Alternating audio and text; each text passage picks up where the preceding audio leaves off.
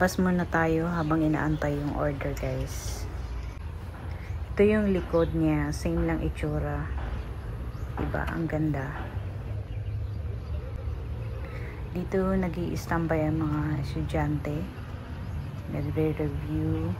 Minsan natutulog, kumakain, o may nagde-dating dito. Ayan, ikutin muna natin. Ito yung best spot dito, guys. Diba? Dati dami lang yung basura dyan eh. Dati nung dito pa kami nakatira, lagi kami pumupunta dito, tapos nag-explore kami. Kasama ko yung mga kalaro ko. Itong Fulbright Garden kasi, guys, parang inabandona na to dati. So talagang punong-puno siya ng basura, vandals, at saka napaka-creepy niya. So ngayon nakikita naman natin yung pagkakaiba niya eh. Diba? Napakaganda. Ayan.